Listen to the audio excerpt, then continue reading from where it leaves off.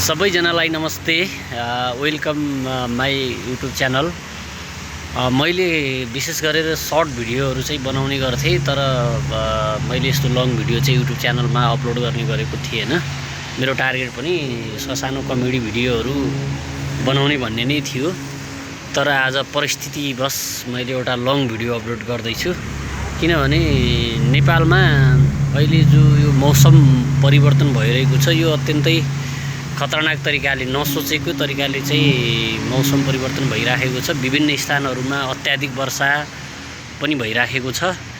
तपाईहरू कुन कुन स्थानमा हुनुहुन्छ, कता कता हुनुहुन्छ हैन, जहाँ जस्तो अवस्थामा हुनुहुन्छ अत्यन्तै सजग रहनु होला। किनभने अब यो अफ सिजनमा भनौँ न, यो सिजन नहुँदै परेको वर्षाले अलिकति मानवीय क्षति गर्ने भएको अथवा भौतिक क्षति गर्ने भएको हुनाले गर्दाखेरि हामी अत्यन्तै सजग रहनुपर्छ। अहिले झन्डै त हजुरको दिउँसोको 12 बज्दैछ, तैपनि काठमाडौँको मौसम यस्तो छ। हेर्नुहोस्, तपाईहरू कुन ठाउँमा हुनुहुन्छ आफ्नो चाहिँ राम्रोसँग ख्याल गर्नु होला।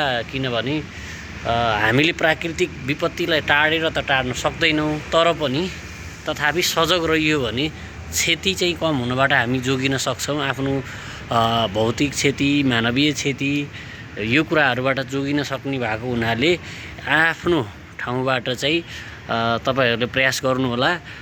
अत्यन्तै विभिन्न ठाउँमा भारी हिमपात भइरहेको न्युजहरू देखिराखेका छौँ। उता बुटोल नारायण घाट सडक खण्डको माथि त्यो उसमा अत्यन्तै वर्षा भएको कारणले गर्दाखेरि बाटो चाहिँ दाउन्नेमा दुईतर्फी रूपमै पूर्ण रूपमा ठप्प भएको भन्ने पनि न्युजमा सुनिएको छ।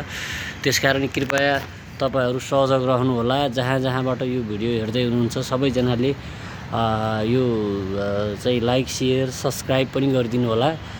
अब यो चैतको महिनामा अब 81 चाहिँ मौसममा आएको परिवर्तनले गर्दाखेरि हामीलाई चाहिँ केही बाधा व्यवधानहरू चाहिँ उत्पन्न गरेको छ। विभिन्न स्थानमा हावाहुरी पनि चलेको छ। हावाहुरीबाट हुनसक्ने मानवीय र भौतिक क्षतिबारे तपाईहरू अत्यन्तै सजग रहनुहोला। यसको लागि चाहिँ मैले एउटा सानो इन्फर्मेसन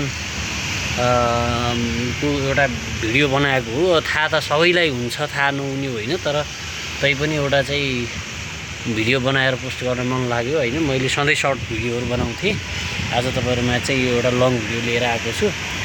कृपया हजुरहरूले चाहिँ मन पराइदिनुहुन्छ भन्ने मलाई आशा छ। सकेसम्म चाहिँ मन पराइदिनु होला र शेयर, सब्सक्राइब गरेर मेरो च्यानललाई पनि साथ सपोर्ट दिनु होला। मौसम चाहिँ हजुरको तत्कालै सुधार भइहाल्ने अवस्था हाम्रो नेपालको जल तथा मौसम विज्ञान विभागले गरेको पूर्वानुमानमा तत्कालै सुधार भइहाल्ने भन्ने चाहिँ छैन। सुधार चाहिँ क्रमिक रूपमा हुन्छ भनेको छ, तर चाहिँ केही समय चाहिँ लाग्न सक्छ। हिजोबाट भएको चाहिँ मौसमको 81 परिवर्तन आज अब यस्तो अवस्था छ। हेर्नुहोस्, तपाईहरू सचेत रहनुहोला सबैजनालाई है त। धन्यवाद, बाई बाई, नमस्ते।